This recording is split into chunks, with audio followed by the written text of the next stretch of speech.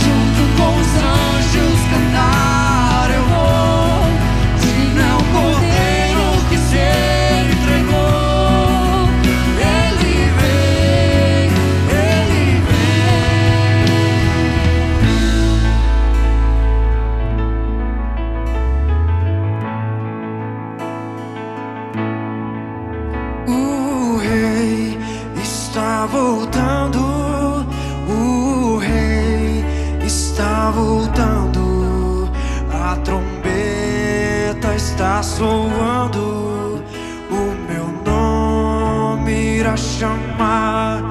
Sim, o Rei está voltando. O Rei está voltando. Aleluia. Ele vem me buscar.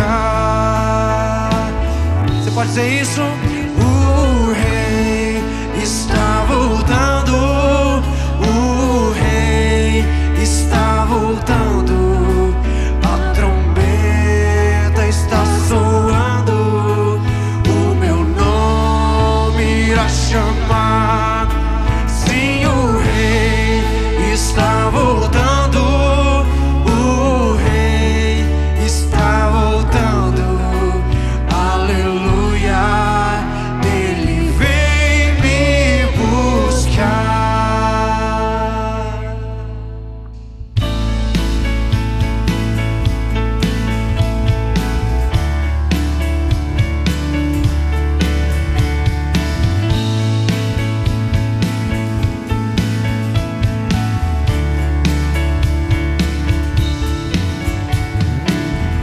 Tem poder sobre o pecado.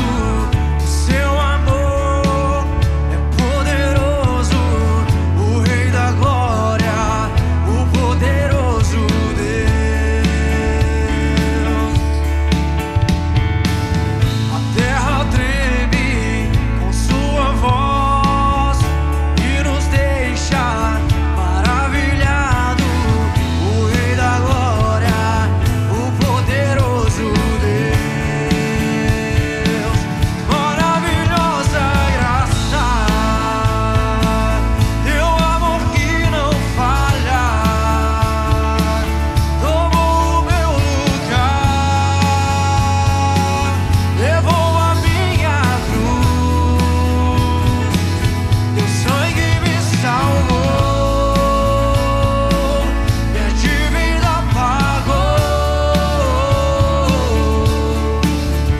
Oh, Jesus, eu canto, porque hoje livre sou.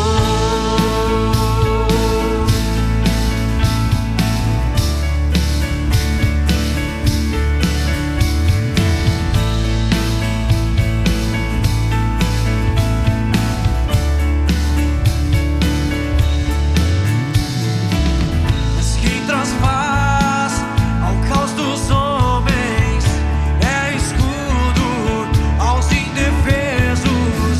O Rei da glória, o poderoso Deus.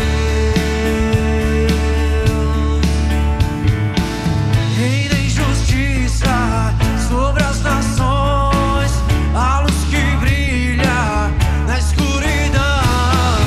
O Rei da glória, o poderoso Deus. Maravilhosa graça, teu amor que não falha, tomou o meu lugar, levou a minha cruz, teu sangue me salvou, minha dívida pagou. Oh, Jesus, eu canto, porque hoje livre sou.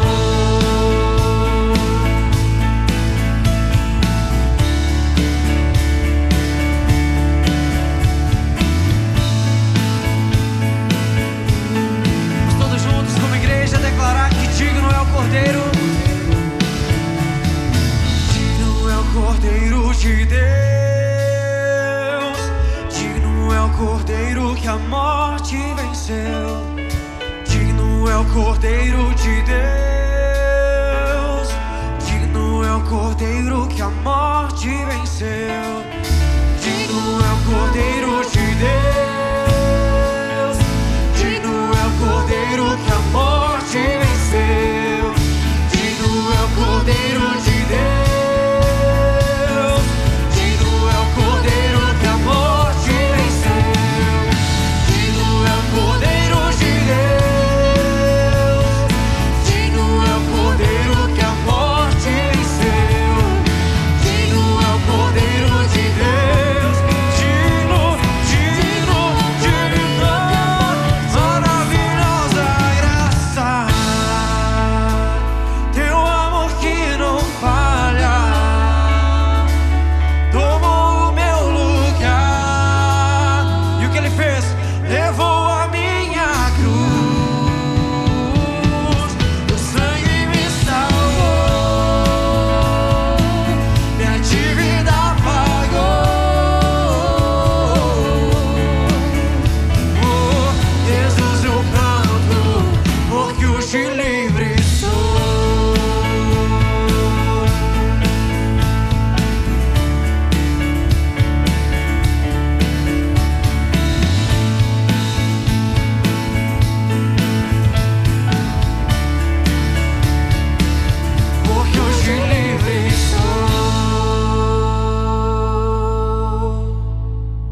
Esse é um domingo muito especial. Dia 7 nós completamos 2 anos aqui na família PIB, a gente está muito feliz e eu quero agradecer a Deus pelo privilégio de fazer parte do que Ele está fazendo aqui em Belo Horizonte, mas quero agradecer você também pela parceria, pela amizade e por caminhar junto ao longo desses 2 anos, e Deus tem muito para fazer ainda, por isso não só quero agradecer, mas eu quero aquecer o seu coração para que você possa se envolver cada vez mais e que você possa sempre orar dizendo a Deus: não me deixe de fora daquilo que o Senhor está fazendo em Belo Horizonte. São apenas 2 anos, mas Deus tem uma história inteira pela frente de algo que Ele quer fazer através das nossas vidas. E eu quero aproveitar esse momento e ler um texto com vocês que está lá em Gênesis 4, versículo 1. E o texto ele diz assim: Adão teve relações com Eva, sua mulher, e ela engravidou e deu à luz a Caim. Disse ela: com auxílio do Senhor tive um filho. Voltou a dar à luz, dessa vez a Abel, irmão dele. Abel tornou-se pastor de ovelhas e Caim agricultor. Passado algum tempo, Caim trouxe do fruto da terra uma oferta ao Senhor. Abel, por sua vez, trouxe as partes gordas das primeiras crias do seu rebanho. O Senhor aceitou com agrado Abel e a sua oferta. Querido, talvez você nunca tenha entendido por que Deus aceita a oferta de Abel e Deus não aceita a oferta de Caim. Mas o próprio texto nos mostra o porquê. Olha o que o texto diz: Abel, por sua vez, trouxe as partes gordas das primeiras crias. Abel priorizava Deus na sua vida e ele entregava as primícias, mas veja o que Caim fez. O texto diz: passado algum tempo, Caim colocava Deus por último, deixava Deus para depois. Primeiro eu, depois Deus. Abel está dizendo: primeiro Deus e depois eu. E é com isso em mente que eu gostaria de te convidar a entregar o seu dízimo e a sua oferta, mas que você fizesse isso colocando Deus em prioridade na sua vida, como primeiro lugar na sua vida, que você pudesse, com o seu ato agora de entrega, dizer para Ele: olha Deus, primeiro o Senhor na minha vida e depois as minhas necessidades. Primeiro o Senhor na minha vida e depois aquilo que eu preciso, porque o Senhor ocupa lugar de destaque na minha vida. E é dessa maneira que eu gostaria de convidar você a ofertar. Aqui você tem um código de QR Code e você vai abrir cartão de crédito, boleto bancário. É só você apontar a câmera do seu celular e vai abrir automaticamente aí na sua tela. Aqui você tem as contas da igreja, você pode fazer uma transferência e até mesmo cadastrar uma transferência automática nos próximos meses, sempre ali no início do mês ou quando você recebe o seu salário. Você pode também pedir que uma das pessoas da nossa igreja busque na sua casa se você não pode sair. A única coisa que você não pode deixar de fazer é honrar ao Senhor com os seus bens, com aquilo que Ele tem te dado, é agradecer a Deus. Então vamos fazer isso enquanto nós cantamos a próxima música. Tenha liberdade de ofertar, de dizimar, mas faça isso com toda a alegria do seu coração.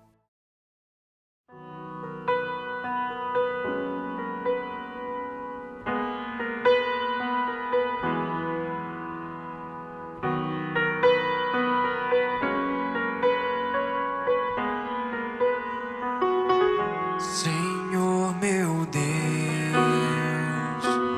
quando eu maravilhado contemplo a tua imensa criação, o céu e a terra, os vastos oceanos, fico a pensar tua perfeição. E então minha alma canta a ti, Senhor. Grandioso és tu, grandioso és tu. E então minha alma canta a ti, Senhor. Grandioso és tu, grandioso és tu.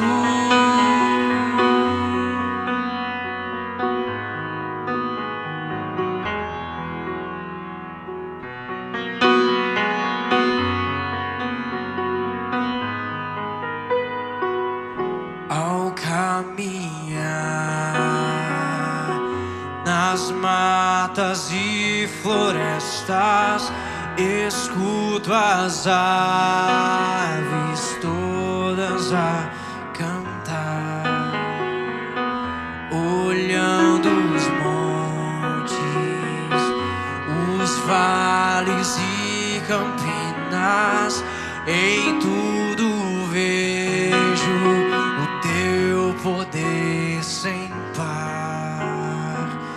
E então minha alma canta a ti, Senhor. Grandioso és tu, grandioso és tu. E então minha alma canta a ti, Senhor. Grandioso és tu, grandioso és tu, grandioso és tu, grandioso és tu.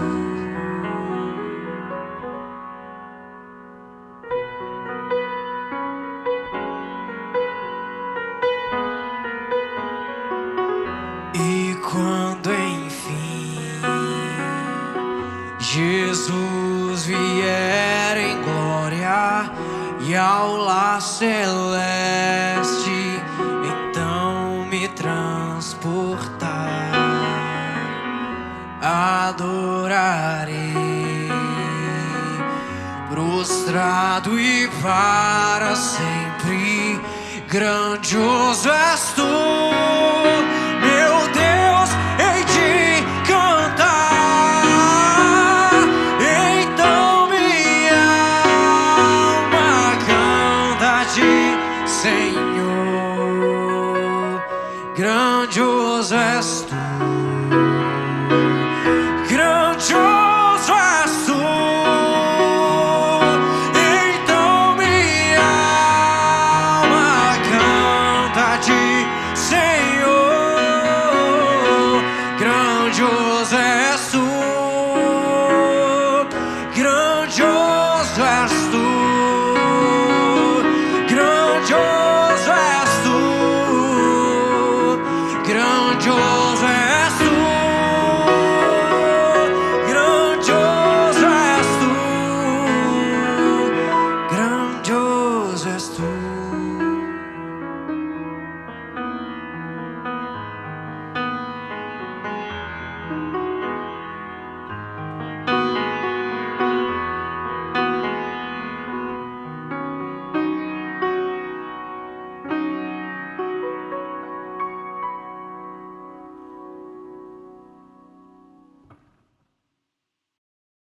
Hoje eu tenho a honra de receber aqui o pastor Fábio Carrenho. O pastor Fábio Carrenho trabalhou comigo na Ibaviva em Vinhedo muitos anos. Hoje ele é o pastor da Primeira Igreja Batista de Campinas, uma igreja também centenária. E eu tenho o privilégio de recebê-lo aqui para compartilhar a palavra com vocês. E eu gostaria que vocês recebessem ele com muito carinho, que vocês abrissem o coração para aquilo que Deus vai falar através dele nas nossas vidas como igreja, mas também na sua família, no seu coração. Então você que está aí na sua casa, feche os seus olhos e peça ao Senhor nesse momento que possa falar contigo através da vida do pastor Fábio. Deus, nós queremos entregar a vida do pastor Fábio Carrenho, que o Senhor possa usá-la de maneira sobrenatural no nosso meio, Pai, que o Senhor possa colocar as suas palavras nos seus lábios, ó Deus, e que essa palavra possa nos transformar, que o Senhor possa dar liberdade para ele, que o teu Espírito Santo possa agir através da vida dele de maneira sobrenatural. Quebranta o nosso coração, tira todas as travas que nos impedem de ouvir a tua voz e que de fato, Deus, nós possamos ter um encontro com o Senhor nesse momento e sermos transformados pela tua palavra. E é por isso que eu oro e eu te agradeço em nome de Jesus. Amém. Receba com todo o carinho, pastor Fábio Carrenho. Olá a todos, meu nome é Fábio, sou pastor na Primeira Igreja Batista de Campinas, em São Paulo. Estou muito feliz de poder ter essa oportunidade de repartir a palavra de Deus com vocês. Agradeço pelo convite do pastor Juan, que me convidou. O Juan é um grande amigo, trabalhamos juntos na Igreja Batista Água Viva, em Vinhedo.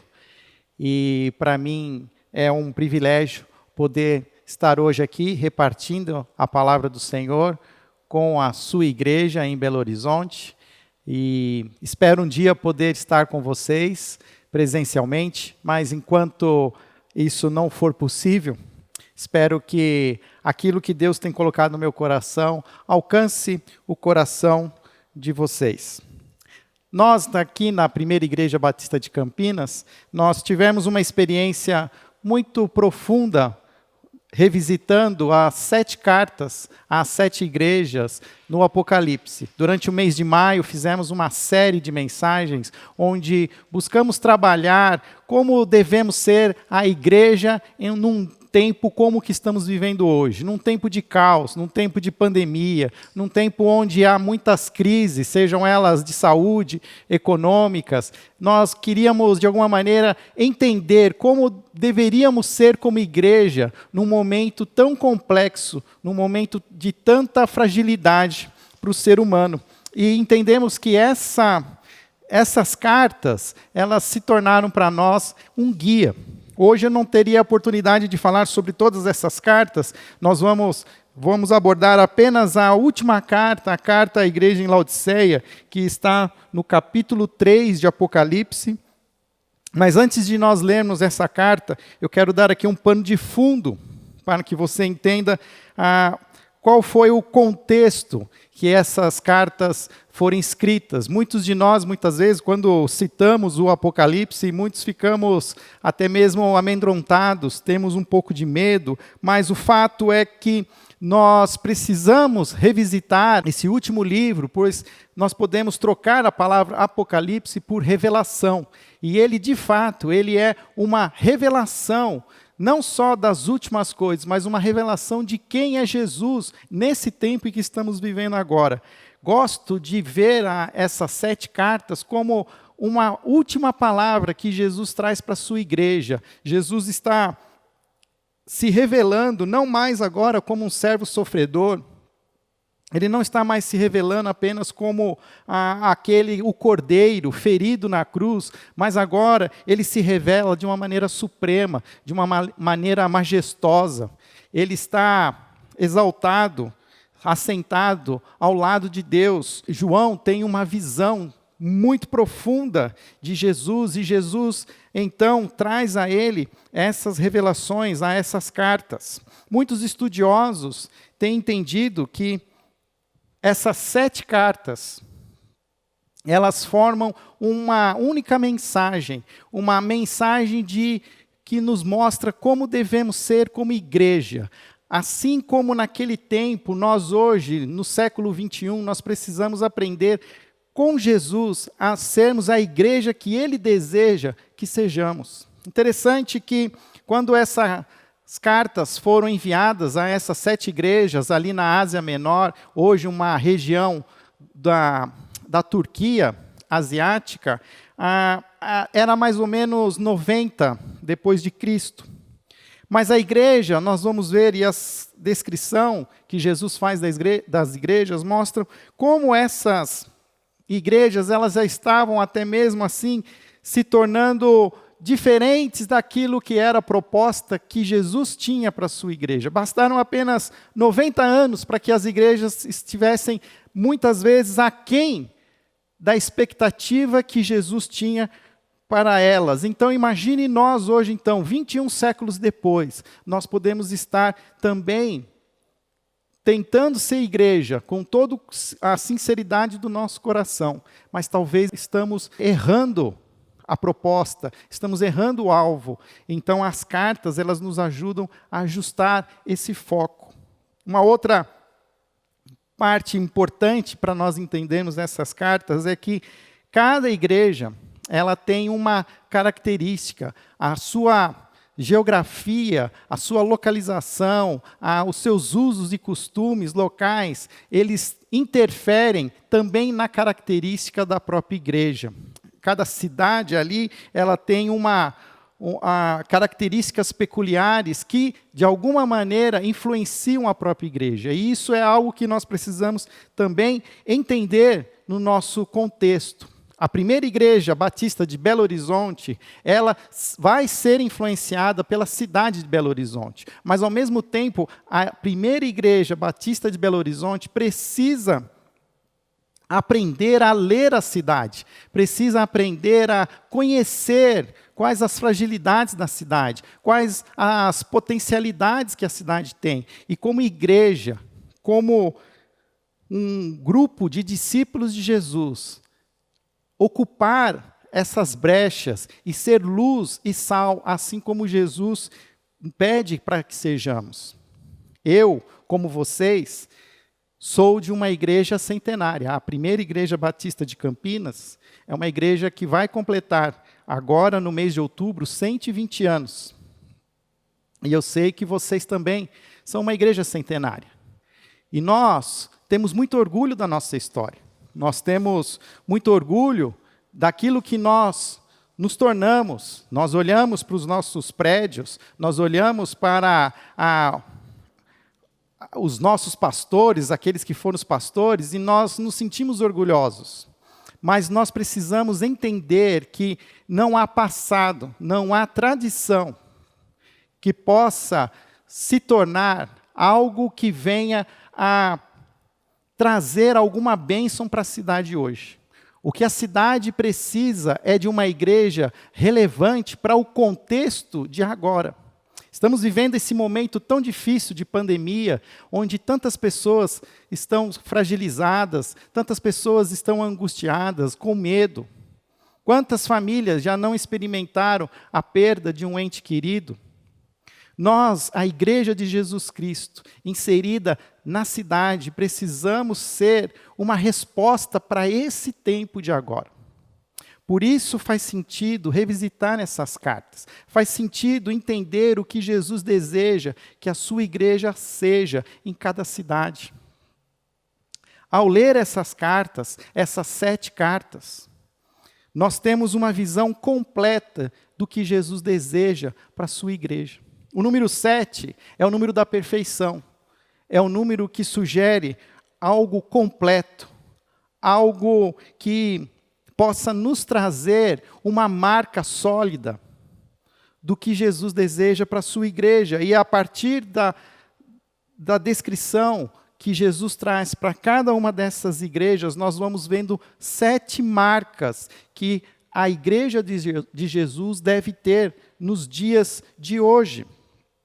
Se você olhar as cartas, nós vemos que a primeira carta é uma carta que é entregue à cidade de Éfeso. A cidade de Éfeso é uma cidade super conhecida nossa. Nós vemos aqui, temos um texto, uma carta escrita por Paulo a essa cidade, a essa igreja. Éfeso era uma cidade forte, uma cidade tradicional. E Jesus, na sua carta, ele revela o seu amor pela igreja, mas ele também percebe que essa igreja, mesmo sendo uma igreja leal, uma igreja zelosa, uma igreja que conservou a doutrina de Cristo, é uma igreja que perdeu o primeiro amor. A primeira marca de uma igreja necessária para os nossos dias é uma igreja que ama sem parar. Quando Jesus escreve a carta à igreja de Esmirna, não há nenhuma condenação a esta igreja, mas há um consolo, pois é a igreja que mais sofre. A segunda marca de uma igreja necessária para os dias que vivemos é uma igreja que entende o sofrimento, entende o que nós vamos viver muitos momentos difíceis, não só de dor, mas também de perseguição. A igreja de Jesus é chamada a caminhar por esse caminho de dor e sofrimento, que muitas vezes vai fazer com que perdamos pessoas que nós amamos. Mas Jesus pede para que nós sejamos fiéis até a morte. Quando Jesus escreve a carta à igreja em Pérgamo, nós vamos ver que essa igreja é uma igreja que está sendo influenciada por um ensino de um falso profeta chamado Balaão, que na verdade vem relativizar a doutrina. Se a igreja de Éfeso era uma igreja que se mantinha pura na sua doutrina, já a Pérgamo é uma igreja que está permitindo que a doutrina seja relativizada, que vai perdendo a sua integralidade. Ou seja, a terceira marca de uma igreja necessária para os nossos dias é uma igreja que mantém uma doutrina fiel à palavra. Jesus escreve uma outra carta à igreja em Tiatira. Nesta cidade, a igreja sofre a influência agora de uma falsa profeta chamada Jezabel, que instiga os membros da igreja a praticarem a imoralidade e a idolatria. A quarta marca de uma igreja necessária para os nossos dias é que uma igreja seja santa, uma igreja que seja separada, que não se contamina com o mundanismo, que não se contamina com a imoralidade. Jesus também envia uma carta à igreja na cidade de Sardes. Esta cidade é uma cidade de muita vida, de muita efervescência cultural e econômica, mas a igreja nessa cidade, Jesus tem uma palavra forte: você acha que você está vivo, mas você está morto. Uma igreja que perdeu uma vida de sinceridade, uma vida de cristianismo de fato. Então, agora que uma quinta marca da igreja necessária é uma igreja que se mantém real, mesmo viva, mesmo num ambiente de morte. Finalmente, Jesus escreve a sua sexta carta à igreja de Filadélfia. A igreja de Filadélfia é uma igreja fraca, mas é uma igreja obediente.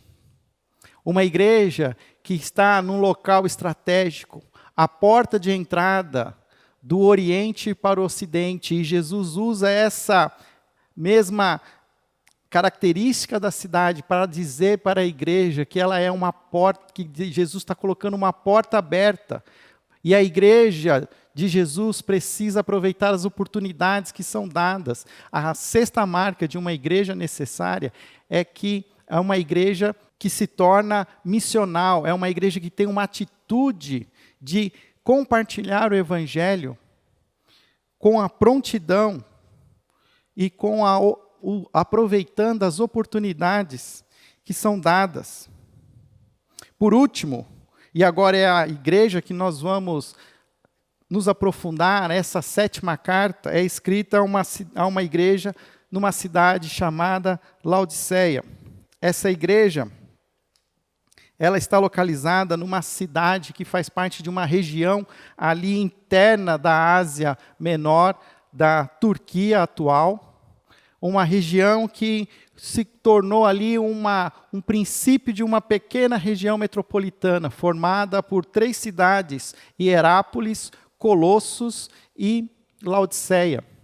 Há uma igreja em Laodiceia que Jesus deseja falar com ela, Jesus deseja ajustar o foco dessa igreja. E nós vamos ver juntos como Jesus se apresenta a essa igreja. Abra sua Bíblia em Apocalipse, capítulo 3, a partir do verso 14. Ao anjo da igreja em Laodiceia escreva: estas são as palavras do Amém, a testemunha fiel e verdadeira, o soberano da criação de Deus. Conheço as tuas obras, sei que você não é frio nem quente. Melhor seria que você fosse frio ou quente. Assim, porque você é morno, não é frio e nem quente, estou a ponto de vomitá-lo da minha boca. Você diz: estou rico, adquiri riquezas e não preciso de nada. Não reconhece, porém, que é miserável, digno de compaixão, pobre, cego e que está nu.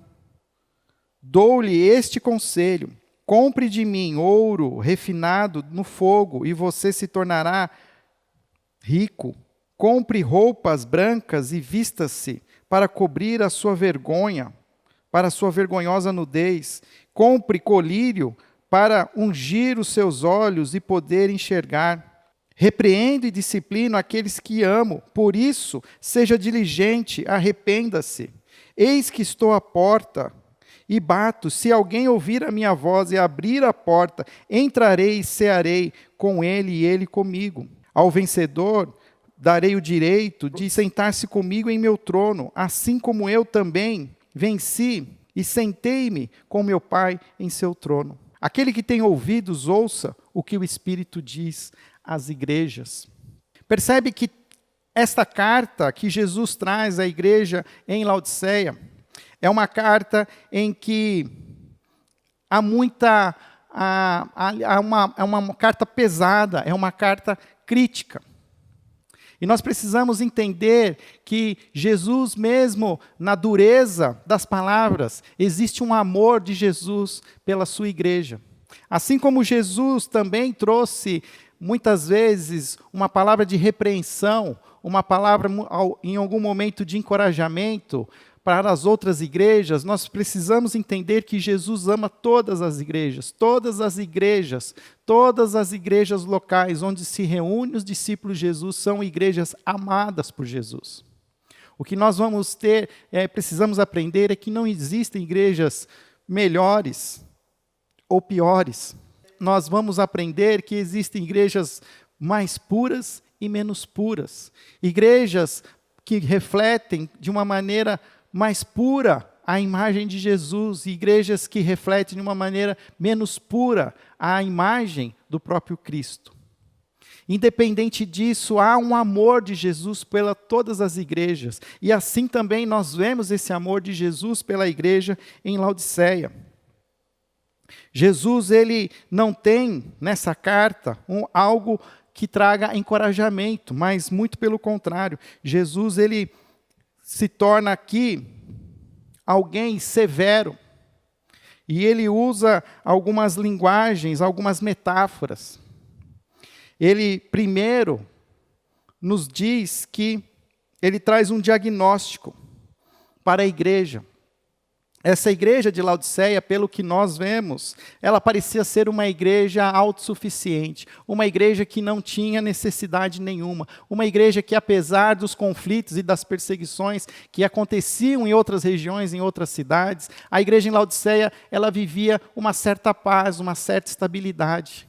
A própria leitura que Jesus faz da igreja diz que eles se achavam ricos. Há aqui uma característica da cidade que é trazida para a igreja. Assim como a igreja se considerava rica, a cidade de Laodiceia era uma cidade rica, a ponto de que essa região, ou ser uma região de muitas erupções vulcânicas, e por consequência, aconteciam muitos terremotos, e algumas décadas atrás, houve um grande terremoto nessa região e destruiu algumas outras cidades, como a própria cidade de Filadélfia. Mas todas as outras cidades precisaram de investimento do Império Romano para serem reconstruídas. A única cidade que não precisou de dinheiro do Império Romano foi Laodiceia. A própria comunidade, os próprios comerciantes locais se uniram e levantaram os recursos suficientes para reconstruir a cidade de Laodiceia. E Jesus agora confronta essa igreja dizendo: vocês, como a cidade em que vocês estão se achando autossuficientes, vocês se acham ricos, vocês se acham plenos, satisfeitos. Mas eu quero agora dar um diagnóstico correto. E o diagnóstico que eu tenho para vocês é de uma apatia espiritual, é de uma mesmice espiritual, é de uma mornidão espiritual. Falta um fervor na vida espiritual de vocês como igreja. E Jesus usa de novo uma outra característica da cidade de Laodiceia. Como eu falei, havia uma região metropolitana formada por 3 cidades: Hierápolis, Colossos e Laodiceia. A cidade de Colossos era conhecida por ser uma região em que brotavam fontes de águas cristalinas, refrescantes, águas geladas, que eram extremamente potáveis, que eram refrescantes para aquele ambiente muitas vezes quente. A cidade de Hierápolis era conhecida por ser uma cidade de fontes de águas termais. Por causa também das mesmas atividades vulcânicas, essa água era aquecida em seu subsolo, e ela então brotava com uma temperatura muito alta. Ela era muito usada para banhos medicinais, para tratamentos de saúde. As duas cidades eram caracterizadas pela temperatura das suas águas. E Laodiceia? Laodiceia, na verdade, não tinha fontes de águas próprias. Ela necessitava ser abastecida pelas cidades de Colossos e Laodiceia. E o que acontecia? Essas águas, elas vinham para Laodiceia e elas se misturavam. A água quente de Herápolis, a água gelada de Colossos, elas se misturavam em Laodiceia. E essa água que era, então, repartida na cidade, era uma água morna. Era uma água que não gerava prazer, muito pelo contrário. Trazia até ânsia de vômito. E Jesus usa essa mesma característica. Quando a igreja ouve essa palavra de Jesus, a igreja sabe exatamente do que Jesus está falando. Quem dera vocês fossem quentes ou frios, mas vocês são mornos. E aqui tem uma maneira que muitos temos interpretado esse texto de uma maneira errada, como se Jesus estivesse querendo dizer assim: quem dera que vocês fossem quentes, ou seja, que vocês fossem totalmente fiéis, convictos do compromisso que vocês têm com Deus, ou então que vocês largassem Deus e vivessem sem Deus, mas também não falando nada sobre Deus, sejam frios totalmente. Não é essa a interpretação. A interpretação correta que nós precisamos entender, e o que Jesus está dizendo para a igreja, é que essa igreja, ela não era marcada por nenhuma grande qualidade como igreja. Ela não podia ser chamada como uma igreja que tinha um evangelho, que saciava a sede do sedento. Uma igreja que tinha um evangelho como essa água gelada, que pode trazer alívio para aqueles que estão perdidos na sua caminhada, que estão sendo, de alguma maneira, ressecados pelo pecado, e que podem, através do Evangelho, receber uma fonte de água viva, e a igreja poderia ser essa fonte de água viva, de água que matasse essa sede espiritual. Mas também a igreja não podia nem ser também descrita como uma igreja capaz de, através do Evangelho, apresentar uma água medicinal, uma água quente, capaz de curar as feridas daqueles que buscam por Jesus. Uma igreja que não tinha uma fonte de água quente, que pudesse de alguma maneira cuidar, zelar das vidas daquelas pessoas, seja através da cura física, da cura emocional, ou de uma cura espiritual. Mas era uma igreja apática, era uma igreja morna, uma igreja sem fervor espiritual, uma igreja onde os membros não tinham brilho nos olhos, uma igreja que não tem uma vida de oração, não tem quebrantamento, uma igreja que não chorava pelo pecado, uma igreja que não tem nenhuma satisfação no Evangelho. Queridos, eu quero falar para você que está me ouvindo agora, você que está me assistindo. Jesus, ele está olhando a igreja em Laodiceia e ele faz um diagnóstico. Ele conhece a igreja, ele ama essa igreja, mas ele vê essa igreja apática. E o que Jesus vê em você agora? Será que você tem entendido a sua parte como membro da igreja de Cristo?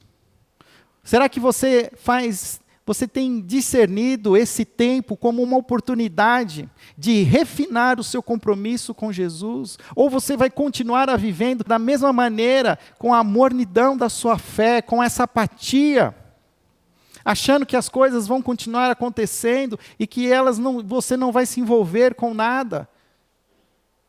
O que Jesus está nos dando é uma oportunidade de ajustarmos os nossos corações. E ele faz isso oferecendo, através então dessas 3 metáforas, um despertamento para a igreja em Laodiceia. A primeira maneira como Jesus se apresenta, então, ele se apresenta como um caixeiro viajante que oferece a essa igreja produtos que ela precisa.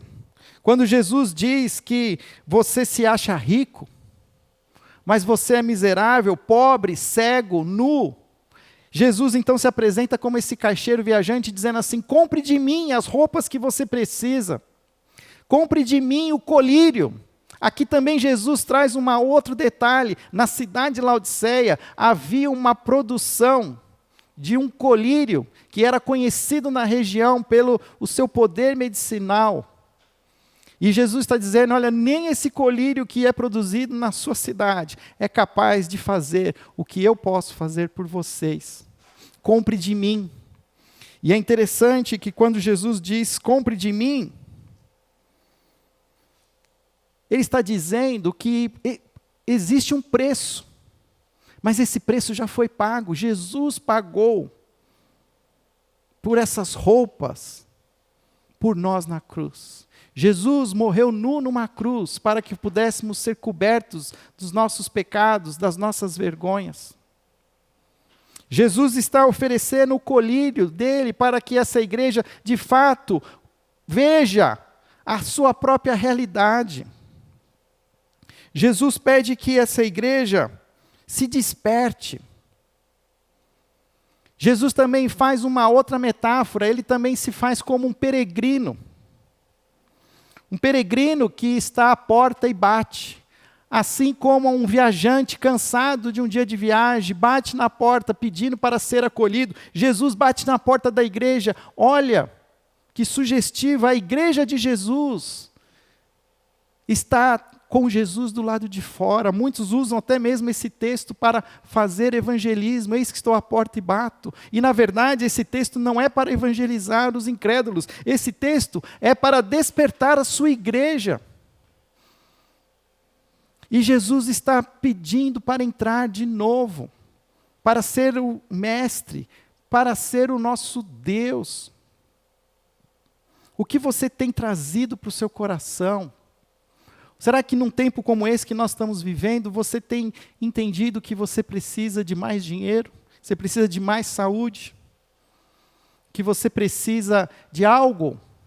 O que nós precisamos cada vez mais é de Jesus em nossos corações. Pois Jesus, Ele é a fonte da água viva. Ele é o pão que sacia a nossa fome. Ele é a ressurreição e a vida. Ele é o caminho, a verdade. Jesus é tudo que a igreja precisa. E a igreja de Laodiceia deixou Jesus de fora. E se não bastasse isso, Jesus também traz a metáfora do pai. Do pai que repreende o seu filho, porque Jesus ama a igreja. Repreendo e disciplino a quem eu amo. Jesus ama a igreja de Laodiceia, por mais morna, apática que seja essa igreja, Jesus ama e sofre por ela. Belo Horizonte é uma cidade tão grande como Laodiceia. É uma cidade com um centro financeiro regional, uma indústria regional forte. Há uma boa medicina na cidade. Há abundância de recursos.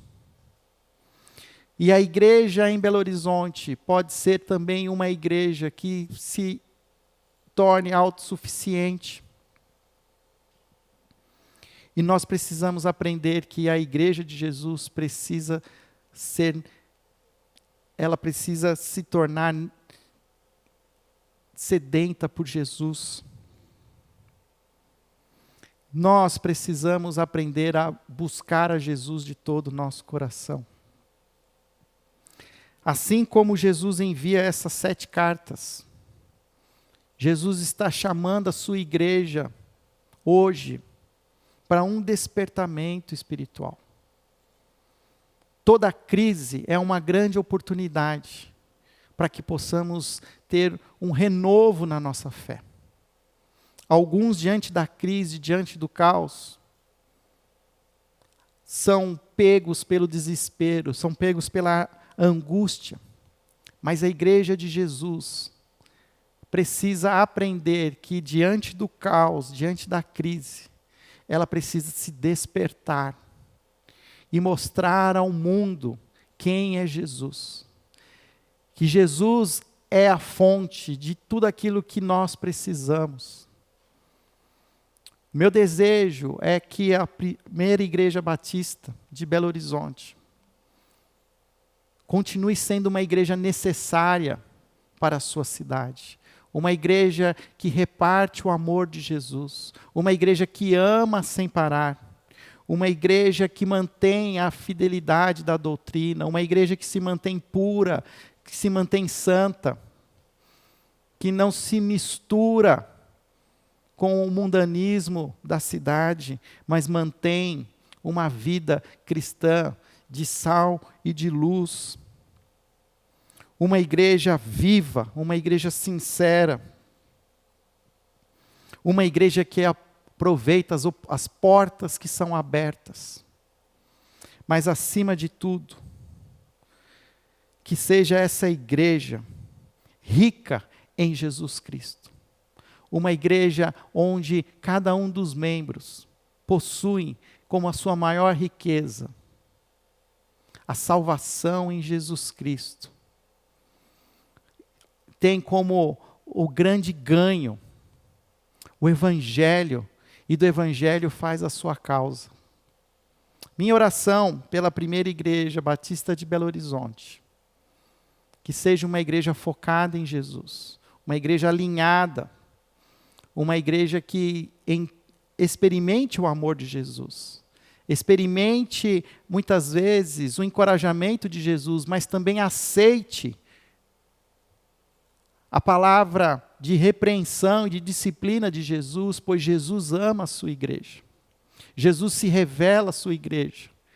Há muitos que hoje estão cansados das igrejas e muitos talvez nunca mais voltarão para a congregação, para os cultos públicos, depois dessa pandemia. Mas eu quero te incentivar, se você é um desses que hoje tem desistido da igreja de Jesus.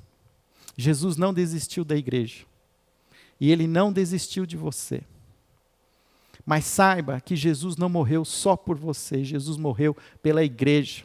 E se você quer fazer parte daquilo que Jesus está fazendo ao nosso redor e daquilo que Ele está revelando, você precisa fazer parte da igreja de Jesus Cristo. Pois na sua volta, Jesus ele não vem para te encontrar, Jesus vem para encontrar a igreja. E se você quer se encontrar com Jesus, faça parte da igreja.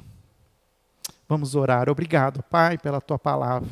Obrigado, Senhor, pela revelação de Jesus nessas cartas em Apocalipse. Que possamos cada vez mais entender a maneira preciosa como o Senhor ama a igreja, como o Senhor deseja que essa igreja seja pura, seja uma igreja amorosa, uma igreja viva, uma igreja missional.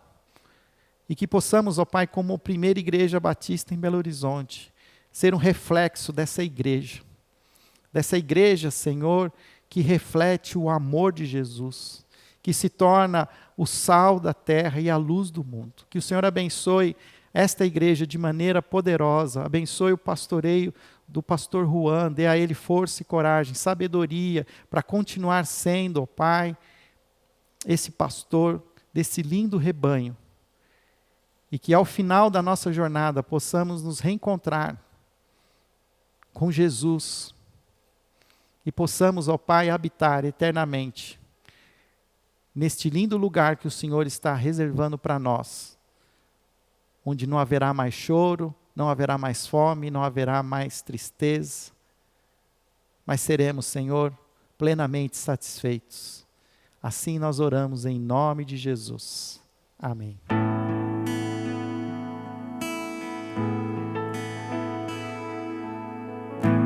Teu sacrifício em nosso lugar nos trouxe a vida para compartilhar o teu amor, até que vejam que somos discípulos.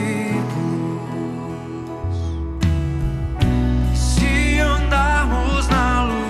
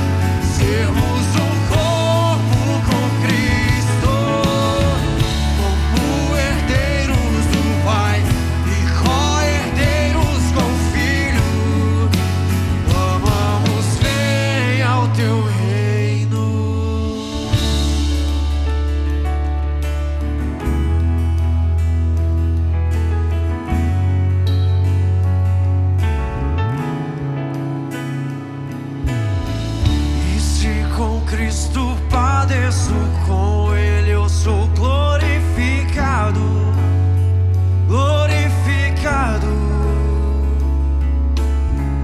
E se com Cristo padeço, com Ele eu sou glorificado, glorificado. E se com Cristo padeço, com Ele eu sou glorificado, glorificado. E se com Cristo padeço, com Ele eu sou glorificado, glorificado. E se com Cristo padeço, com Ele eu sou glorificado, glorificado. E se com Cristo padeço, com Ele eu sou glorificado, glorificado. Que grande amor nos concedeu, sermos um corpo com Cristo, como herdeiros do Pai e co-herdeiros com o Filho. Clamamos, venha ao teu reino.